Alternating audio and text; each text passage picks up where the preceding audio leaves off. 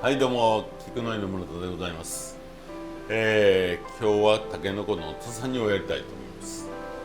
タケノコのまずは見分け方、こうやってタケノコありますわな。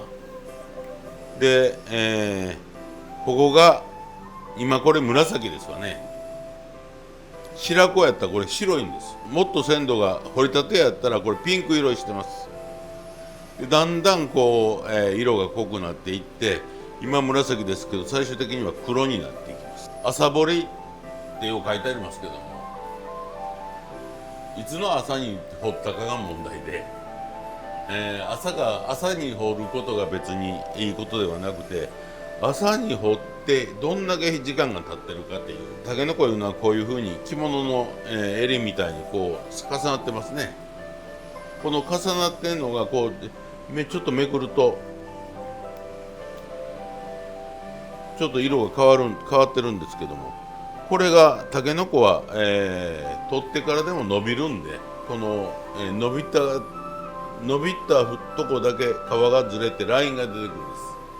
それからこのラインが、入ってるもんは取ってから時間が経ってるっていうことですよね。タケノコこうやって、百貨店でやったら怒られるかもしれません。爪で押します。これで硬いか柔らかいかが分かります。で、硬いタケノコは長いこと湯がいたら柔らかなるかっていうようなもんでもないんです。そうやなかったら、竹長いこと湯がいて食べられるかっていう話になりますからね。それから最初から柔らかいもんをしか柔らかくなりません。鮮度が良くて時間が経ってなくて柔らかいもん、これを、湯がけば湯がくほど、柔らかくなるという話ではないんで、だいたい1時間半から2時間を目安にして湯がいてください。で、まずはタケノコどっちかにまっすぐっていうタケノコはないんで、どっちかに曲がってます。どっちかに曲がってるやつをこの、中側を切らんと外側から切ります。なんでか言ったらこっちを切ると、中の、身まで傷つける可能性がありますから。で、これを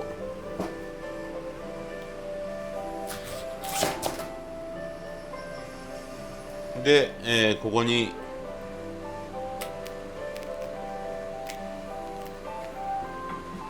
線入れておきます。後から剥きやすいです。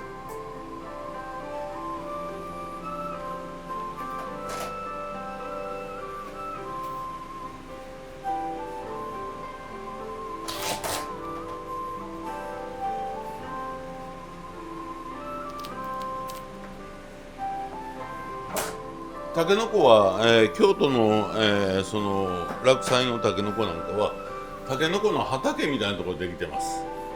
それから、夏の間中、ずっと藁と土をこう交互に重ねて、雨の日には入れんぐらい柔らかいとこに出てくるから柔らかいんです。この、やぶにからそのまま硬い土を、こう割って出てきたようなタケノコは硬くないと出てこれないんで硬いです。次は湯がく水ですけども、普通はここに湯がく時にぬかを入れるわけです。ぎょうさん入れた方がおいしなんやろうで、ぎょうさん入れてもおいしなりません。何のためにぬか入れるかっていうと、タケノコの、えぐみの成分が水に溶けます。そして、ぬかの、から出てきた細かい、分子とひっついて、分子自体が大きくなってもっぺんタケノコに戻れなくなるように入れるわけですから、これをたくさん入れるとぬか焼けって言って、せっかく真っ白のタケノコが黄色い皮むいたら黄色いやんっていうタケノコになります。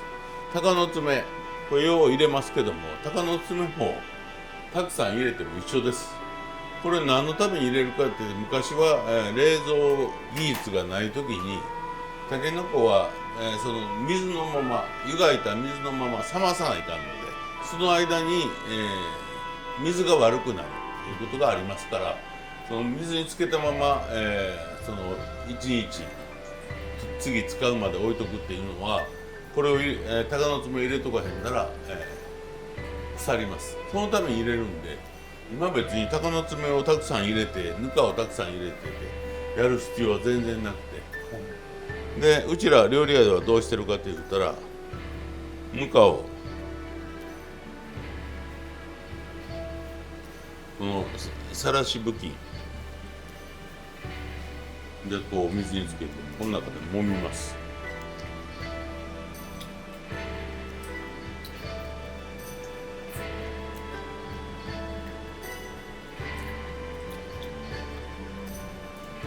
米のとぎ汁みたいにだんだんこう白くなりますよね。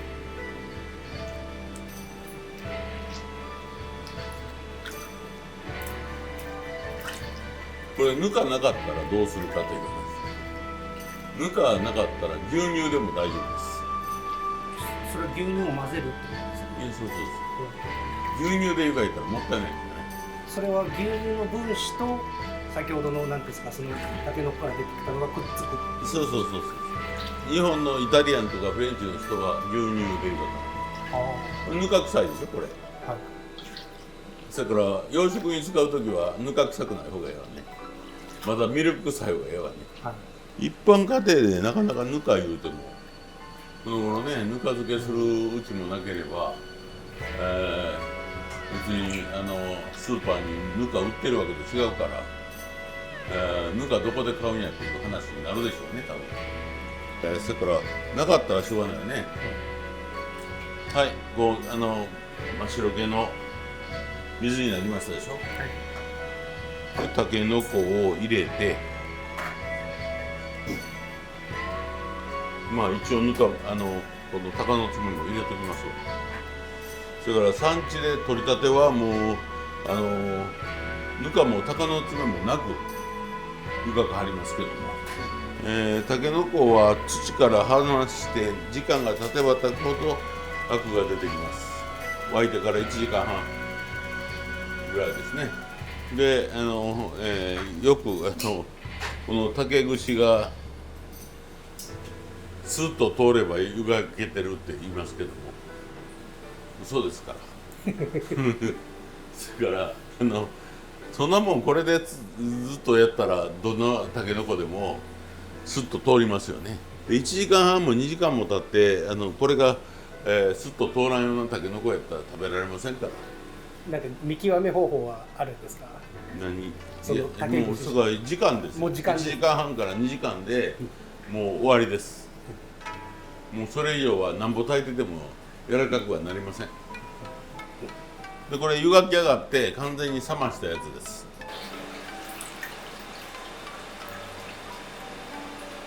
あれはしばらく置いてあったから茶色いですけど、これはほらすぐ来てすぐ湯がいてるからもう白いでしょ。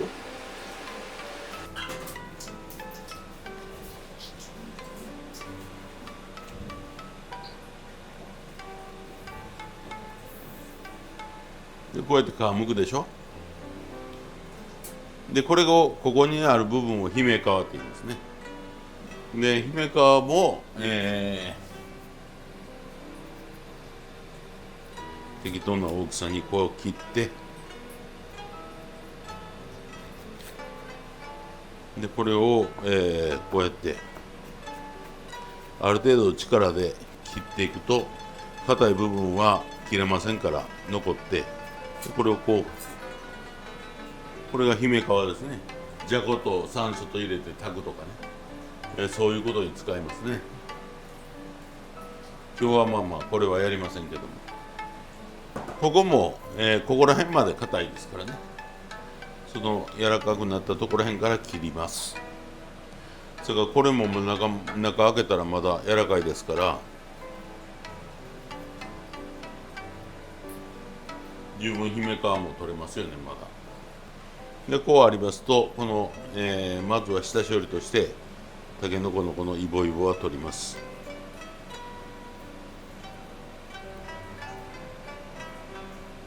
でこういうところにまだこうペラペラと皮が残ってますでしょ。こういうのでこう軽く。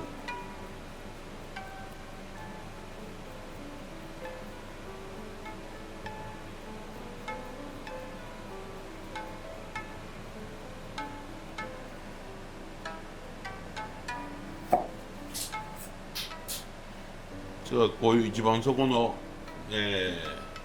部分っていうのはもう硬いですから、これはまた刻んで他の料理に使ったりしますね。で、気になるようでしたら2段目のイボイボもこうやって取っといたらいいですね。そのイボイボを取るのは口当たりとかですか？じゃあ見栄えの問題ですね。はい。それから家庭やったら別に気にならんやったら食べられんもんではないんで、食べたらええんですよ。食べたらええんですけども、料理屋はそういうわけにいかんので。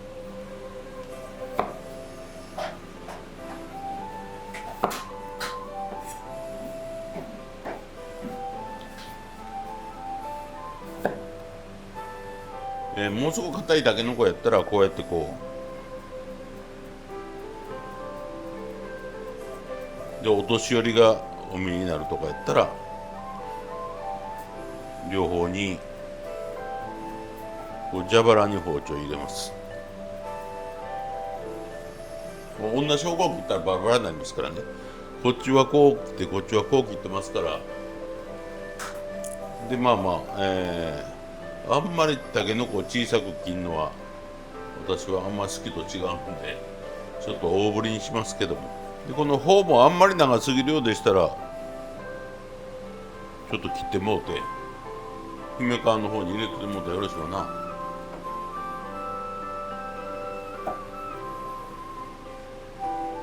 で、このお年寄りここが食べにくい噛みにくいんで、ここにちょっとまあまあ包丁入れてもいいですよね。うちら料理屋は入れます。で、煮汁ですけども、だしが8です。811です。だしが8、醤油が1、みりんが1。で、鍋にこのように平たく並べて、で、煮汁が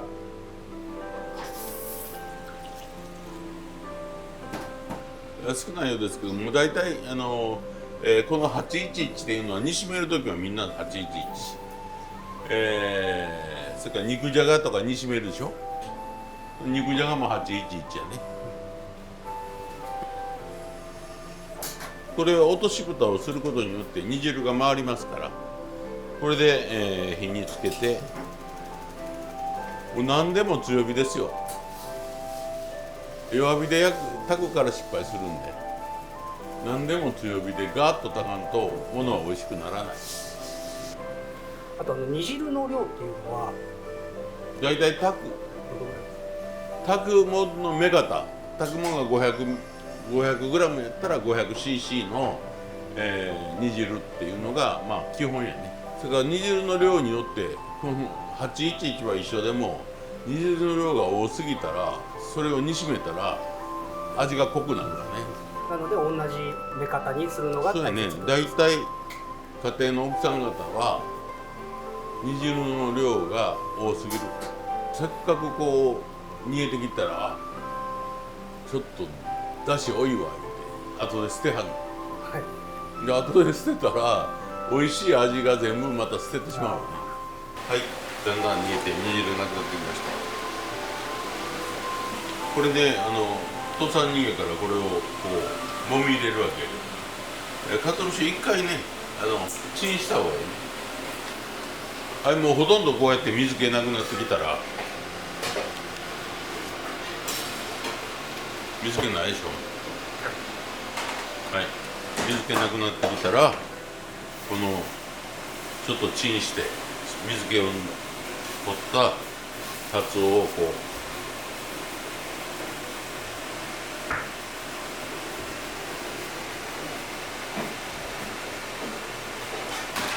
そのチンして水気を取るっていうところも一つのポイントなんですか？その方がカツオが粉になりやすいわね。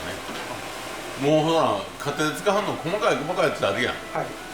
あれやったらまあまあそのことでええのかもしれんけど、でまあまあそないだし使わんでもこんだけカツオがまぶったら、これはそやから土佐煮っていう手法はいろいろあって、こんにゃくでも土佐煮にするわね。それでは盛り付けましょうか。この器は宋の時代、中国のものやね。宋の時代の創業、の政治500年ぐらい以上前のものですね。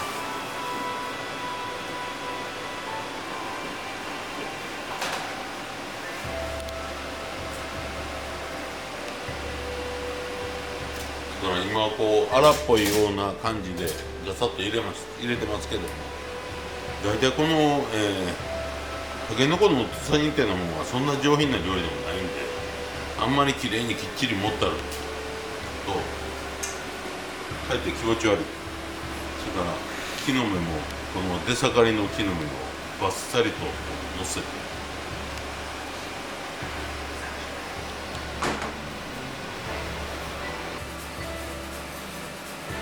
今度は豆ご飯を、やりたいと思います。豆ご飯も、普通に豆を入れてご飯炊くだけでは、料理屋ではダメなんで、まあ料理屋なりのやり方をやります。まず、この豆を剥くのは一緒ですね。でこの殻は捨てますけども、捨てたらダメです。この一番たくさんのグルタミン酸があるのはこの皮の部分にあります。種類が違うだけでスナップエンドウもエンドウ豆の一種ですけども、あれを皮のまま食べると、まあまあ普通のエンドウ豆よりもうまみが濃いような気がするのは、この皮の方に、グルタミン酸がいっぱいあるからですね。お水にこの皮と昆布ですね、5センチ角ぐらいの2つ入れて火にかけて、エンドウ豆の出汁を取ります。でこれを、ぐらぐらしてますと皮がしんなりとして昆布がこう十分ふやけるぐらいまで、火にかけてますとこのようになります。でこれをとします。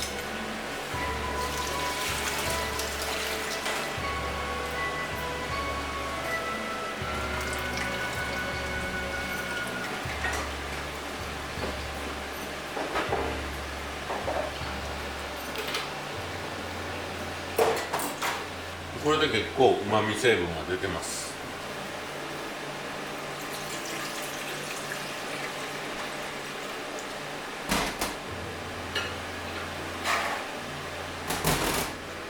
これを少し取りまして、豆を柔らかくなるまで湯がきます。ここに塩入れて塩湯がきにすると皮が硬くなりますので、味のついてないやつで湯がきます。塩を入れるとなんで硬くなるんですか？塩湯がくと脱水するでしょ。あ脱水するということは、そのものから水が出たら、はい、そのものが硬くなるというなる皮が硬くなるわね。湯がきすぎるとこの外側の皮がむけますから、むける手前ぐらいがですね。柔らかくなるまでっていうのは人によって感覚的なものだから、日本料理のレシピってそういう曖昧な書き方が非常に多いわね。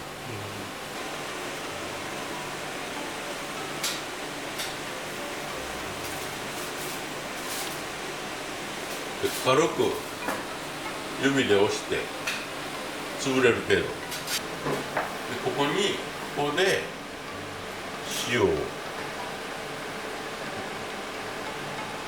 全体の 1% から 2% ぐらいの間。お米は山形県のつや姫です。これを、うちは浸水しません。洗い上げてこうやってざるに30分置いておきます。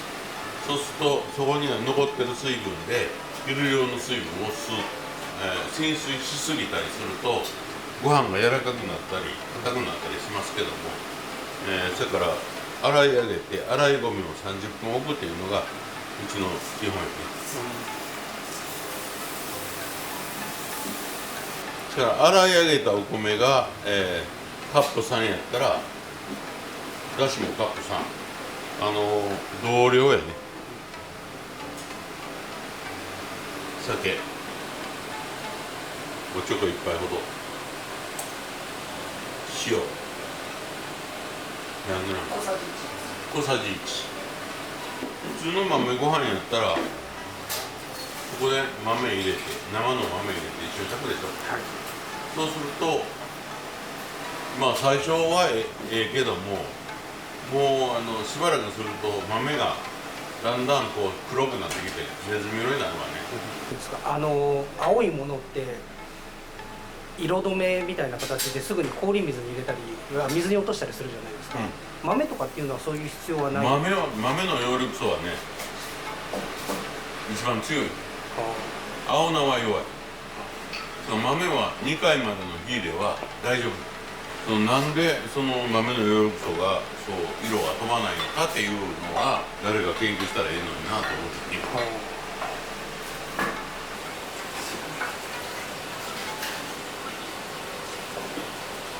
こうやってこれもうブチブチって言うてる、ブチブチって言うてるからもう聞くとブチブチ言うてるからもうこれで火止めてて。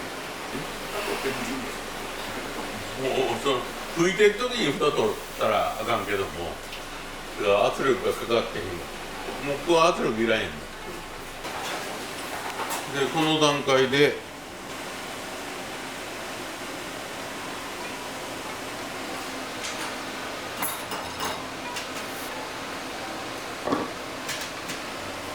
紫に入れたらまた豆が温まってでお客さんのとこ持って行ってプレゼンした時にもう豆が上にダッとあるとで真っ青やと喜ばれるわね。はい、できました。